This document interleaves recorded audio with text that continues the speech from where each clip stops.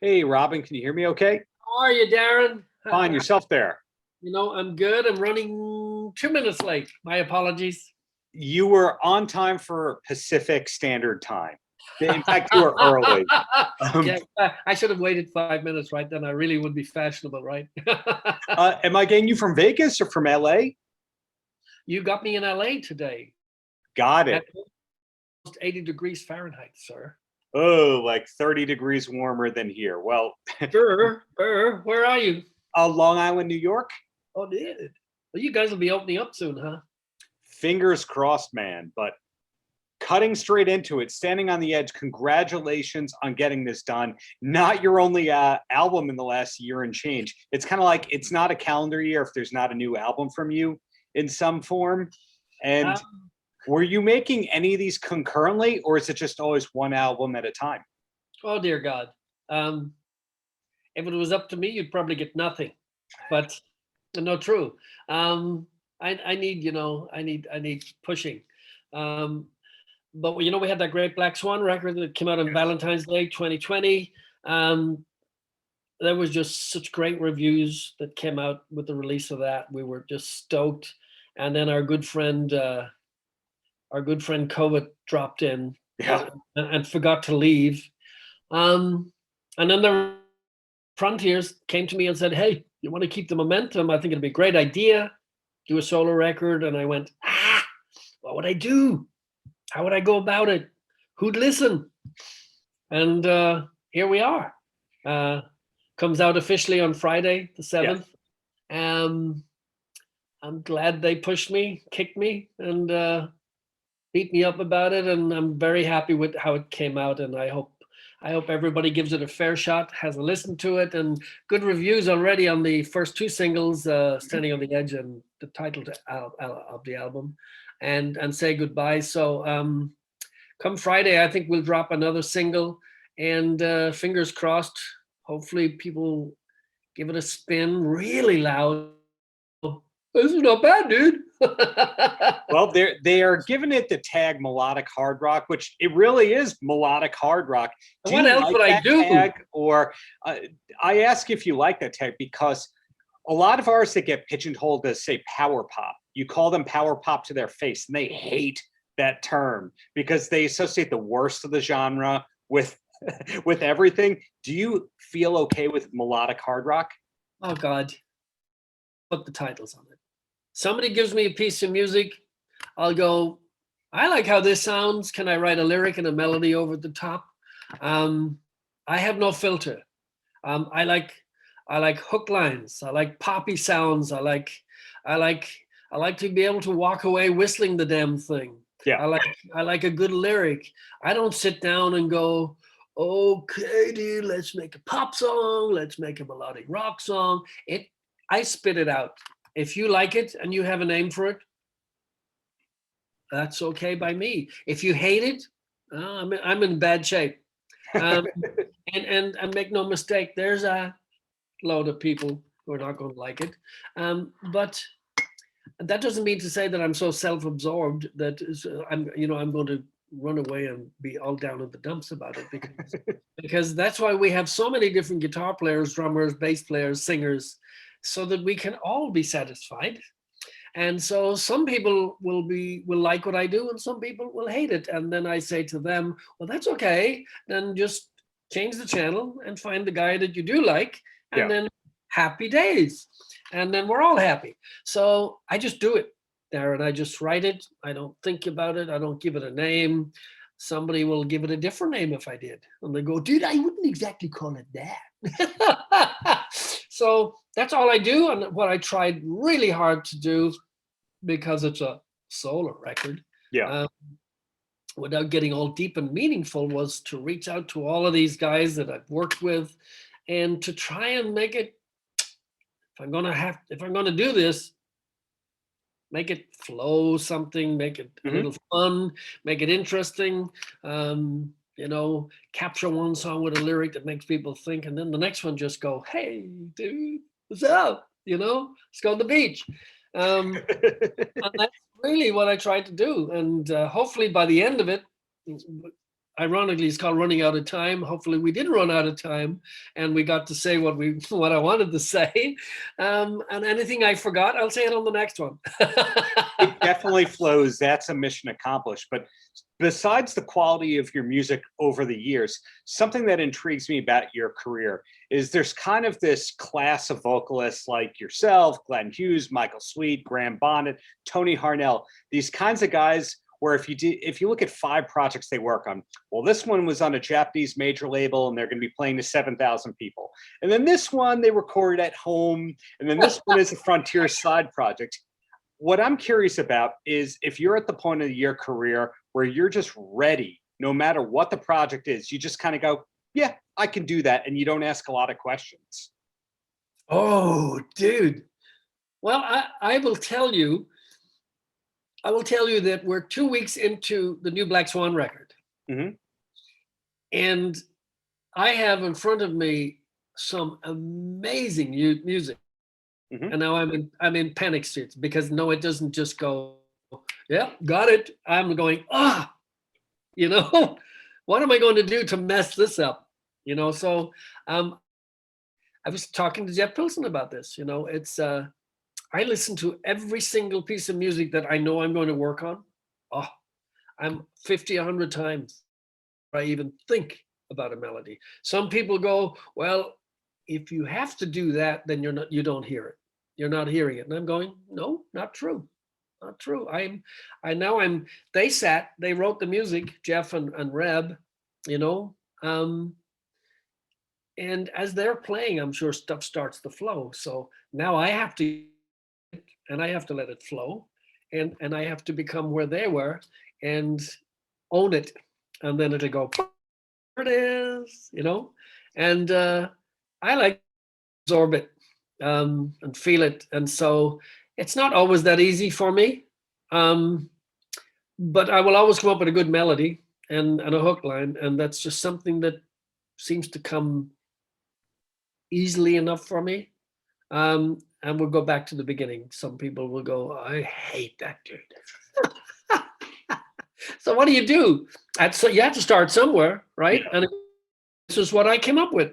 I'm sorry you hate it. And some of the guy go, dude, that is so cool. So there it is. There it is. Pros and cons. Well, where I was going with that question is intended to be a compliment because you've always worked. It's always been a variety of projects. You've always taken chances, whether people love it, they hate it. I'm sure a fair amount of the people love it. But the other side of that is a lot of artists who I say might be your peers in terms of their classic rock guys who always work. They maybe always toured, but they didn't have a lot of recorded output. And it seems like a lot of analysis paralysis, a lot of overthinking things. And to your credit, you don't seem like you overthought things. You seem like you just said, yes, you did it, next project. Yeah, I become very attached to it when I'm doing it. But at some point, you know, I do know some artists, singers, guitar players who will work on the music and they can't let it go. They cannot let it go, and they have a mix and they go, it's not the final mix. There's just a couple of more tweaks, and then by the end of the time there's really up, right? And then you just suck the life out of the song. It's like, let it go. Just let it go, keep it fresh, keep it as spontaneous as you possibly can, and bring out the points of the song that you thought were working best for because at the end of the day, it's the song that matters. Is it a song? Is it not a song? You Sure. know? And I love when I start, somebody was talking to me earlier about how I go about it, you know, oh, it must be amazing, the music, and you had all these great lead guitars and all of these keyboards, and I'm going, no, I can't work that way. That's not what I want to hear. There's nothing on the track. There's a drum machine.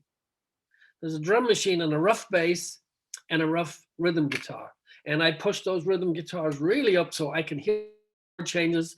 I hear exactly what's going on. I don't need keys and I don't need a lead break. And no disrespect to whoever the guitar player, I don't need to hear sing. I don't need all that. I don't need to hear that at all. Wow. When the lyric and the melody is written, as I'm going, I'll hear the parts. And I'll go, be cool if we have a lick answering that vocal there, or we have a lick here, and we a little bit more Hammond here, and I like drum fill here, like a Ghost when I did it with Phil Lanzan from my old Grand Prix days. Didn't have a drum fill at the beginning, and I went. It's just the way those chords came in. I went, they're kind of just hanging. Let's lead into it, you know. Let's lead into it with a drum fill, and there was no Hammond at all, and I went, where's the Hammond? So then we brought in that sort of 70s deep purpley Hammond, and then I'm going, shit, more Hammond. You know, more cowbell. Yeah, exactly. More cowbell. And so that's, you know, it taking life, and then what's the life of you? It's ingredients, and you go crazy, and you're going, oh my God, we had that. Now you put something else on. Now we lost it. Bring that back, and that's the fun part of it for me. It's like it's making the cake. It's making the cake is great. Do you have another creative outlet outside of music? Like, for example, are you a painter or anything like that? Oh my God, I am not a painter, except around the house. And I've been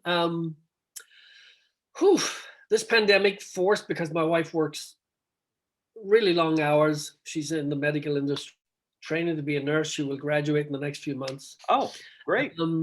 Yeah, right. In addition to her full-time job, she works for an eating disorder company. And she runs a facility there. So I had to take the reins and learn how to boil an egg. So I found myself in the kitchen a lot, and I can follow recipes now and sort of put something together that tastes pretty good, man. And then I love gardening. I love the outdoors. I love the outdoors. So that's what I'm doing, because, you know, I had 5 nights a week in Las Vegas for the Classic Rock Show, raiding the Rock Vault. So I joke with people, and I'm going for the last 6-7 years at 5 nights a week to almost 1,500 shows, reduced to 5 minutes in the shower. You know, so here we are in the face of adversity, and we're coming out the other end, and we're making it work, and we're all good, thank God. Yes, yes. And that was actually leading to the next thing I wanted to ask about, which was raiding the Rock Vault. And Vegas is one of my favorite cities. My wife and I got married there. Oh, eventually, we might move to Vegas. But it seems like everybody from the hard rock genre at a certain point moved to Nashville or Vegas. It was one of those 2 cities. And what was it that brought you out to Vegas? Was it working with Raiding the Rock Vault, promised employment? Yeah. I don't live in Vegas. I live in LA. I and my family, we looked into moving to Vegas. It was not a good idea for the boys' schooling. And my boys are now, they were 14 when I started the show. They're now 22, so they're young men, and have different ideas and different outlooks now. So it's a family decision. And because of that, even though we worked 5 nights a week, I drove in every Saturday morning. Wow. 4.5 hours from LA. Almost 700 miles a week in my car just to go to work. And then we would work Saturday through Wednesday. So Wednesday night show would finish at 10 o'clock. We would have our meet and greets afterwards. Mm-hmm. And so I would probably leave the casino at about 11 o'clock on a Wednesday night, jump into my car, and I would usually come through my front door at about 3:30 a.m. I'd be home for my 2 days a week, try and do as much as I could to be a dad and a husband and my honey-do list, and take the dog for a walk, and give my wife a break. And then I'd be back in my car Saturday morning and repeat the dosage. So I did this for a solid 6 years. Wow. And it was a family decision, to answer your question about moving or not. I have a bunch of my friends in the cast who did make a transition out of Vegas, or out of LA to Vegas, and some actually moved to Nashville and just made that travel. Not every week I did, so they would come in on rotation, maybe twice a month or once a month or something like that. So the work was awesome. 1,500 shows in 6-something years is no mean feat. And I'm one of the original cast members from 2012 when we did our first sizzle. So it was a good job. And the idea is that it will come back. There's we have to, all the protocols have to be in place, yada, yada, yada. Right. And that will happen. We don't have a conclusive or definitive date for all of that, because Vegas, I think, officially opens June 1. Yeah. And everything will start to move in and see how the land lies, as they say. So yeah, same as tours, same as, I would love a couple of big old festivals right now, but that's still probably down the road a little bit, at least, for large capacities. That said, I think, was it last week in New Zealand? Yes.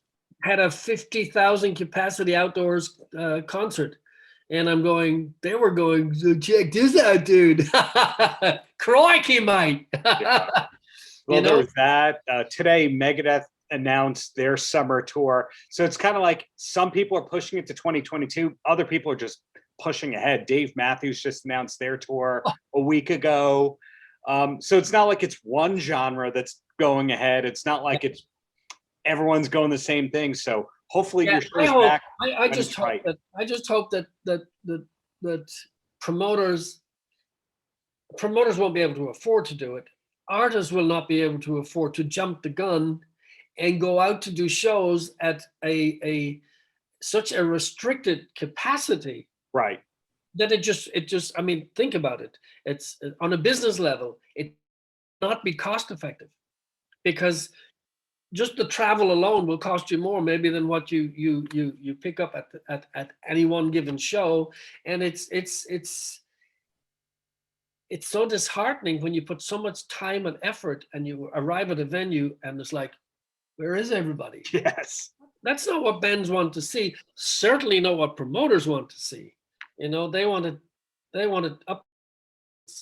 And so I hope everybody gets that part right, because a lot of bands who are desperate to get out could end up, before 2022 comes around, going, we lost so much money just because we were so eager and so desperate to get out there. So do it, but do it right. Do it, but do it right. Like your new solo album, you did it right. You're standing on the edge. So 2 quick questions, and then you're a free man for me. I know a lot of people are talking to you today. No, the first question is, what's a TV show that we should be watching if we need a new show to start watching? What is Robin McAuley like? Oh, God. I just finished, it escaped me. I just watched the final series of Vikings. It's gone now. I'm lost. Ozark, amazing. If anybody who hasn't seen Ozark, dude, watch it. Keep watching it. And what else did I just find? I never watch that much TV. I never get a chance to watch TV. But if you haven't watched Ozark, oh my God. I also think out of Canada, Tin Star, amazing, with Tim Roth. Some killer Netflix and Prime movies. So those are 3 that I'm just kind of going around a second time on. And I love vampires. Not nearly enough vampire series, but I just watched something Becoming Witches or something. I watched all of that. So give me more of that. Bring back the originals. Give me some more vampires out of that shit. I can't ever get enough of that stuff. So from never getting a chance to watch TV, I'd watch Game of Thrones again over and over and over and over and over. I don't care if it's eight series. It's like absolutely, it's just good TV stuff going on there. Yeah. Quality is quality. Okay, my closing question. This can include as much self-promotion as you want and the name of your website and social media accounts. Up to you. It's Robin, any last words for the kids? If you're a budding musician, singer, guitar player, drummer, work at it. Work really hard. It's just not going to happen by itself. It's like anything else that you do. Hard work, perseverance. What I said about everything else, you do it right. You can find me on Facebook, Robin McAuley Official. You can find me on Instagram, Twitter. Ask me anything you want. I will try to give you the most honest answer possible. I really do appreciate everybody listening, even spending a second to listen to Robin McAuley. May 7th, Friday, Standing on the Edge comes out. Try to give it a good listen. Start. When you're done, go back to the beginning and then play it louder a second time around. Yeah. Vinyl looks really good. It's beautiful. The artwork is fantastic. I'm very proud of it. But most of all, I'm very grateful to everybody listening. And that's single most important, because if it wasn't for you, there wouldn't be a solo record or a Black Swan record. And stay tuned for the next Black Swan. We're 2 weeks into the writing. Don't have a release date, but it will come. And I'm very excited about it. So grateful that anybody wants to talk or even listen to me. And yeah, what could be better? So, budding musicians, I love you guys. Stay rocking. There you go. We need you guys. Remember, we need new music. That's really important. New music, fresh music. Sure. Well, I'm looking forward to the second Black Swan record and hope to see you live in Vegas when the time is right. Thank you so much for your time, Robin. Darren, thank you. Bye-bye. Paltrocast.